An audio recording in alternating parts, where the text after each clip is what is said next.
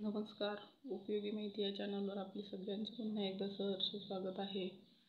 तरी पोट बिघडले की पोटाचे आरोग्य हे सगळ्या शरीरावर परिणाम करतं.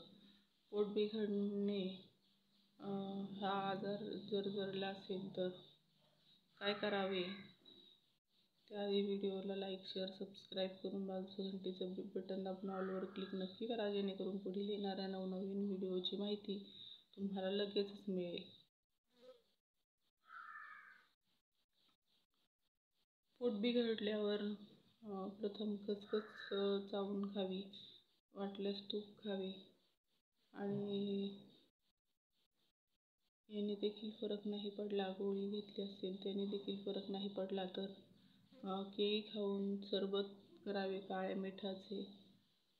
त्यामुळे शरीरातील पाण्याचा पुरवठा जे डिहायड्रेशन होते, शरीरात पाण्याची कमतरता भासत नाही आणि तुमचे पोट बिघडलेले देखील दुरुस्त होण्यास मदत होते.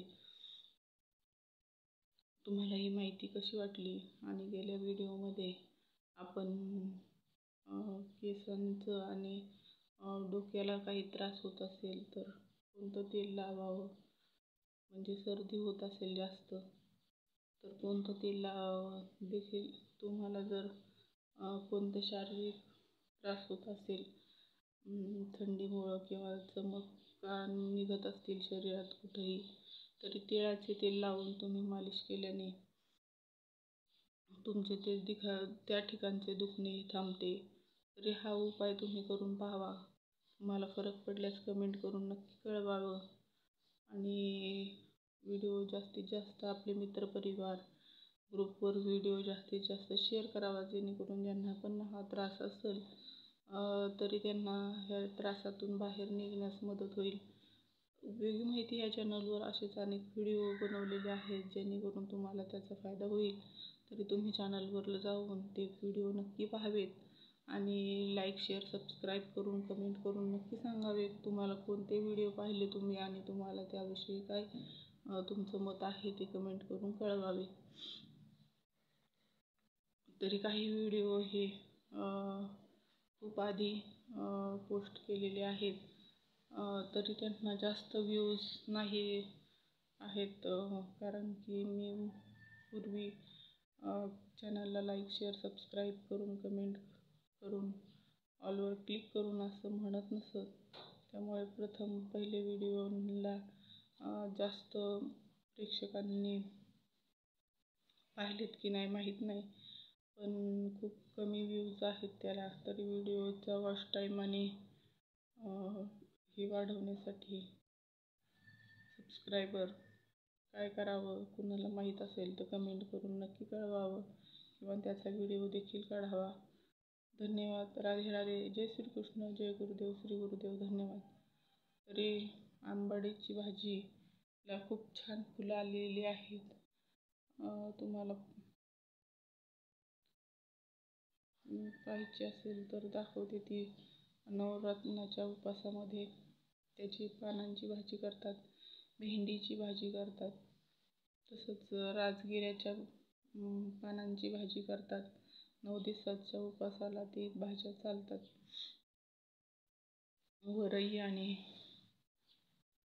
शाबूस तांदूळ दळून आधी भाजून शाबूस तांदूळ आणि वरई थोडं त्याचं पीठ करून त्याची भाकरी देखील चालते. पण ही दोन्ही पिठं शक्यतो गरम असताना वेगवेगळी ठेवली जातात, कारण की मागं विषबाधा झाली होती. दुकानदारांनी एकत्र केल्यामुळं तेच विष तयार झालं होतं आणि आत्ता सध्या दुकानदारही दोन्ही पिठं वेगवेगळी ठेवतात आणि वेगवेगळी माप करून देत आहेत. तरी तुम्हाला हे माहीत होतं का? आणि माहीत असेल तर कमेंट करून नक्की कळवा. तरी राजगिऱ्याचं पीठ हे उपवासाला चालतं. शिंगाडा कसला असतो ते देखील पीठ उपवासाला चालतं. तीळ हे सोमवारासाठी चालत नाही, इतर उपवासांना चालतं. तरी उपवासादरम्यान खाणं पिणं म्हणजे दारू वगैरे नाही, पाणी, सरबत वगैरे, फळांचे ज्यूस वगैरे पिणे गरजेचं आहे, जेणेकरून शरीराला आणि डोक्याला आणि शरीराला रक्तपुरवठा होईल. अशा पद्धतीने जर उपवास केला तर त्याचा शरीराला काही त्रास होत नाही. आणि उपवासाने जर त्रास होत असेल तर असे उपवास धरू नये. शरीर बिघडून उपवास करा असा कुठलाही देव सांगत नाही.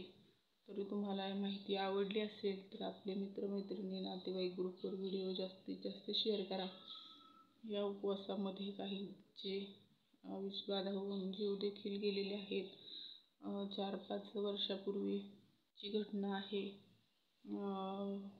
फराळाची विषबाधाही झाली होती. मगाशी सांगितल्याप्रमाणे ही दोन्ही पिठं गरम असताना एकत्र केल्यावर किंवा ओलसर असल्याने गरम केल्यानं त्याचं भाकरी बनवून खाल्ल्यानं विषबाधा झाली आहे.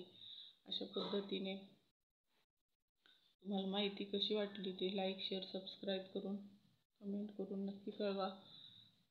तरी तुम्हाला आंबाड्याच्या भाजीला किती छान फुलं आलेली आहेत. कलर त्याचा किती छान आहे ते तुम्हाला दाखवते. पाहायचं असेल तुम्हाला तर कशी असते भाजी आंबाड्याची.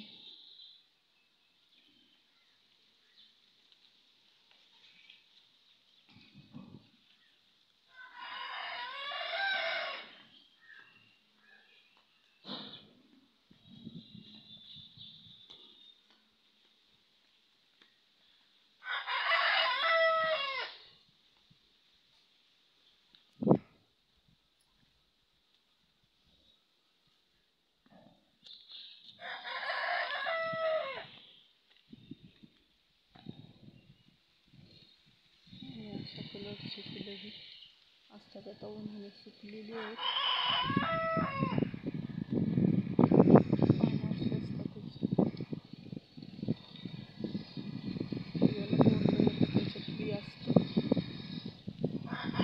काटे देखील असतात त्याला.